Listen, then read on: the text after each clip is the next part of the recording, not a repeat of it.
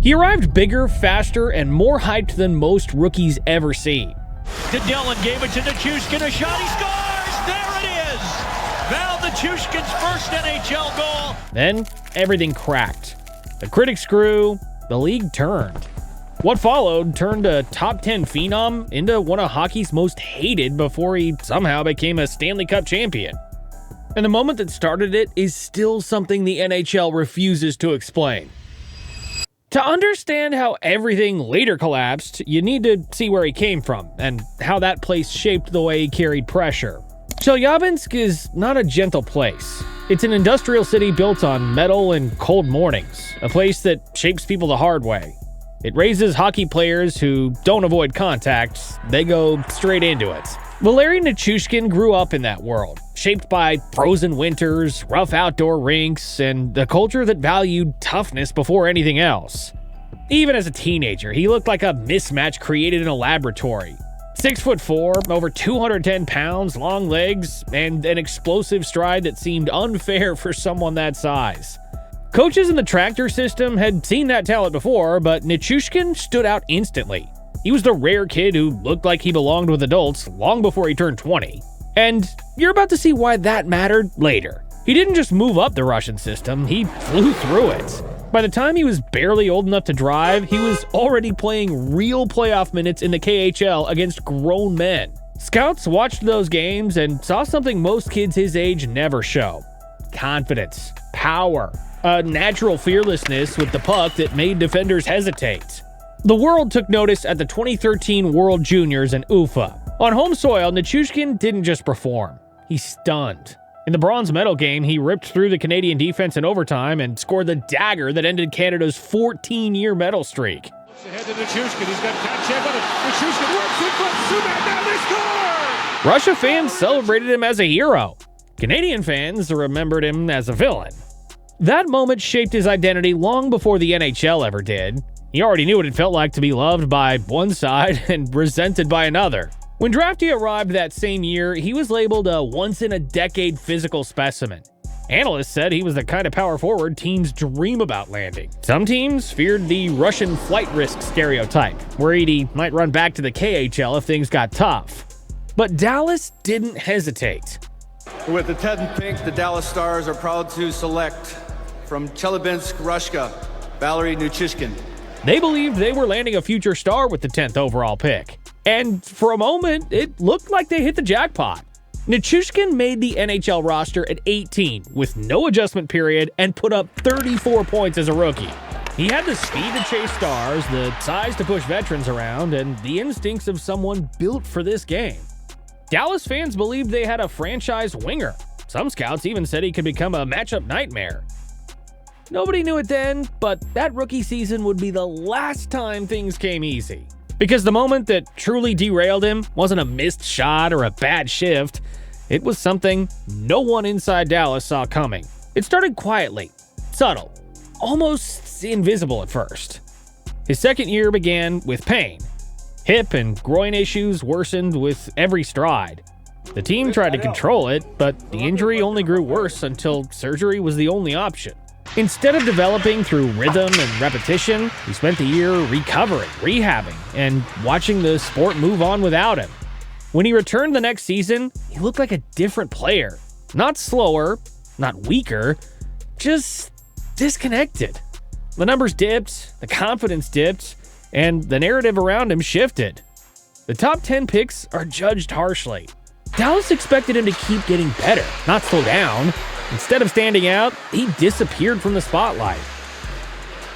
Then came the decision that changed everything. In 2016, Nichushkin chose to leave the NHL and sign with the CSKA Moscow. It was a move he felt would help him reset, but fans in Dallas saw it differently.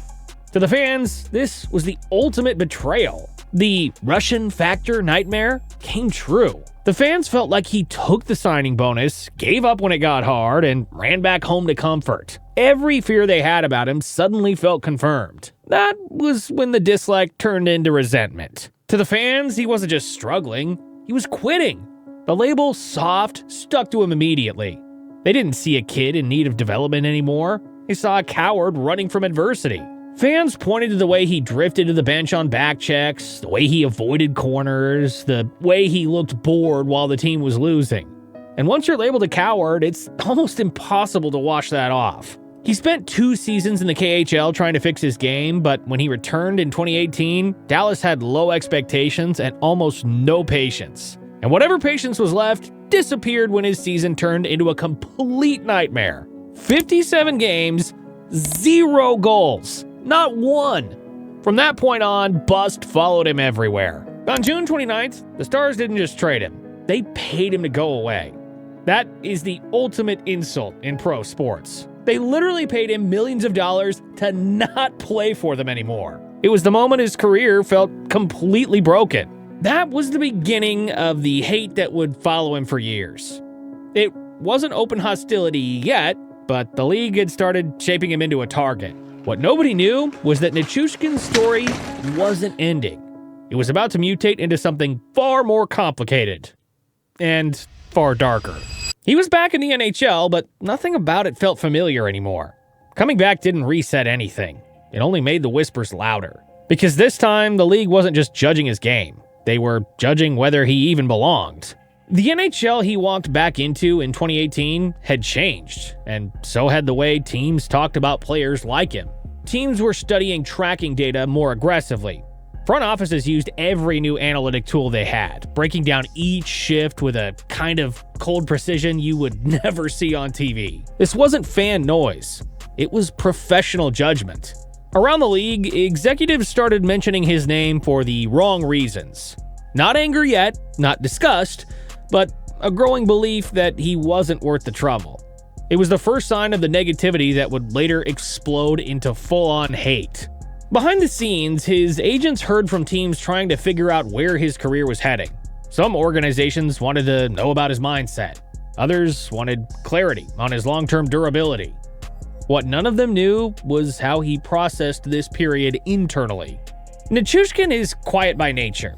He doesn't show much or talk about what he carries. Pressure in pro sports hits from angles players never expect.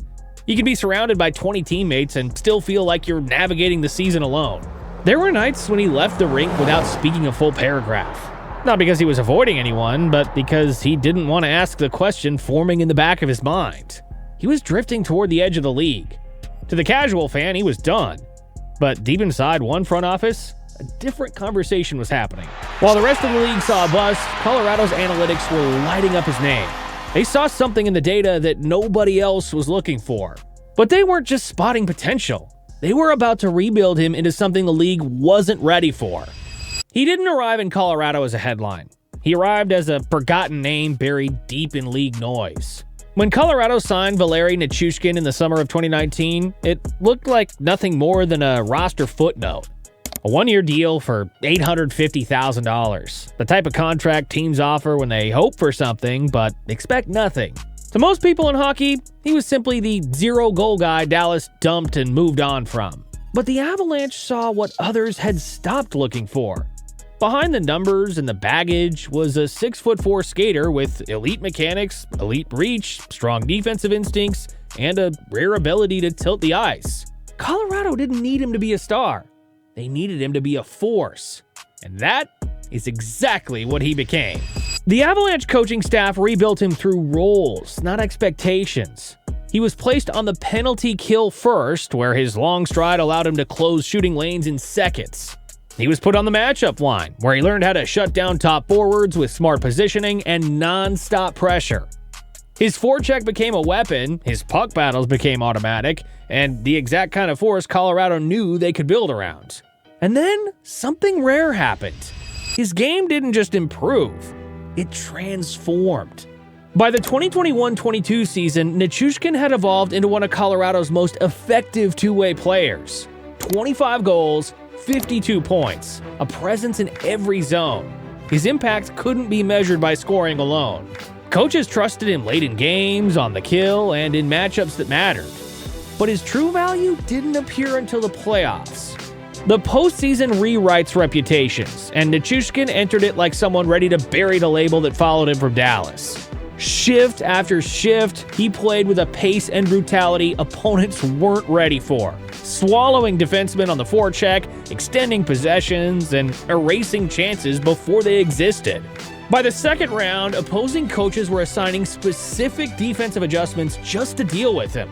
Not McKinnon, not Rantanen, him.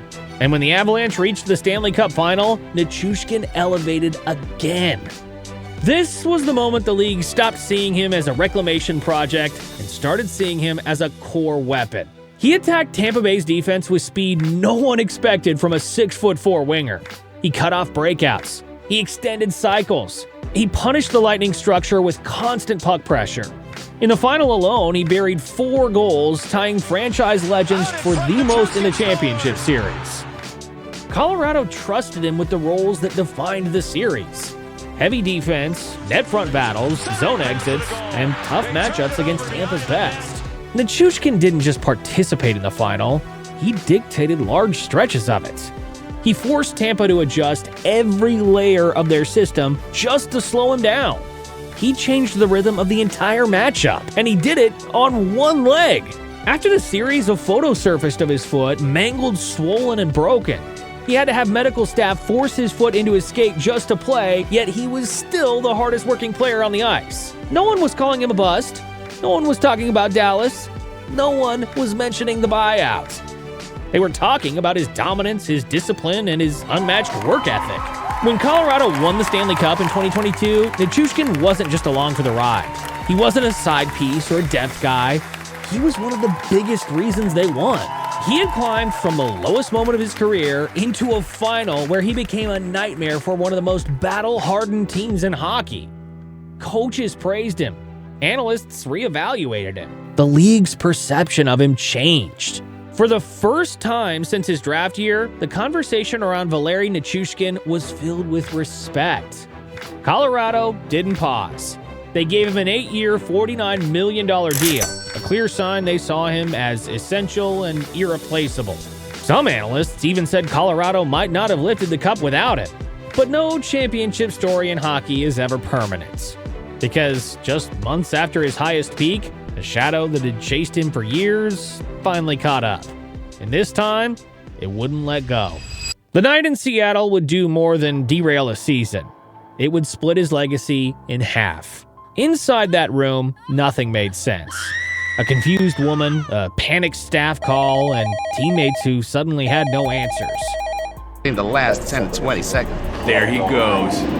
The situation was messy, unclear, and unfolding in real time while Colorado was in the middle of a war on the ice. And in the NHL, timing is everything. This was the worst possible moment for something like this to happen. And think about this. Reputations in the NHL don't collapse overnight unless something massive happens. The intoxicated woman found in his room, the ambulance call, the missing details, and the silence that followed created a storm of speculation that spread fast across the league. Fans didn't wait for explanations. They filled in the blanks instantly. Some thought he crossed a line. Others thought he abandoned the team. No matter which version people believed, the judgment landed fast and hard. And it stuck. This was the moment he shifted from misunderstood to outright hated. The media dug in immediately. This was invasive, exhaustive, and relentless. For the first time, Nichushkin's story was no longer about failure on the ice. It was about personal choices, accountability, and trust. And those subjects invite a much harsher spotlight. Colorado announced he was gone for personal reasons, and the silence only made things worse. Silence in pro sports is gasoline. Every hour without answers made the story bigger.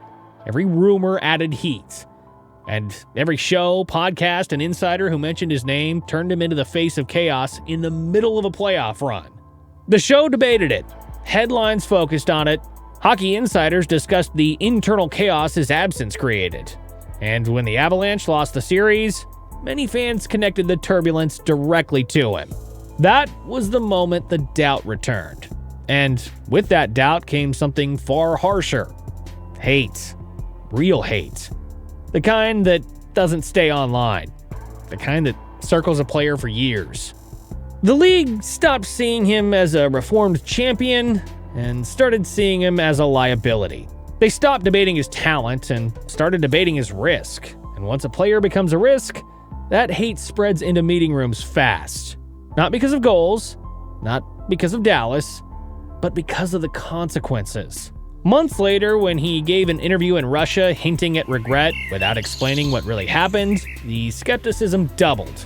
The NHL community, one of the least forgiving in sports, locked onto him as a player whose off-ice choices couldn't be trusted. Then came January 2024. Nichushkin entered the NHLPA Player Assistance Program. For some fans, this confirmed every fear they already had. To them, the Seattle incident wasn't a one-off moment. It was a warning sign they believed he ignored. The narrative snowballed faster than the facts could keep up. No details were released, but the league didn't need details. They filled in the blanks on their own. And in May 2024, the story hit its breaking point. The league placed him in Stage 3 of the program for reportedly failing a drug test. Minimum 6 months.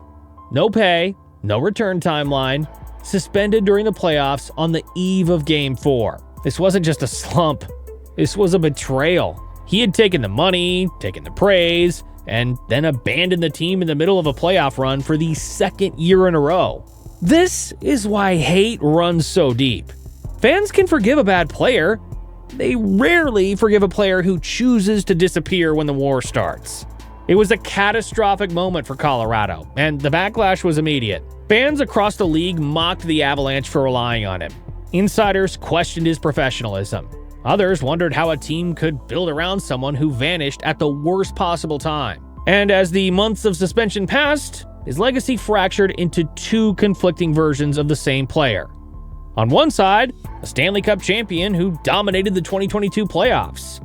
On the other hand, a player whose off-ice choices opened the door to one of the harshest public backlashes in recent NHL history. A champion, a controversy, a talent, question mark. The most hated Russian in hockey, left in a chapter still waiting for an ending. And now the hockey world waits to see which version of Valeri Nichushkin shows up next. The Cup winner or the shadow that keeps returning? If you want the next moment that rewrites a career overnight, hit subscribe. And if you want to go even deeper with the Skates and Scars crew, consider joining the membership. Without you beauties, I'm just some spare parts talking to himself. Figure it out.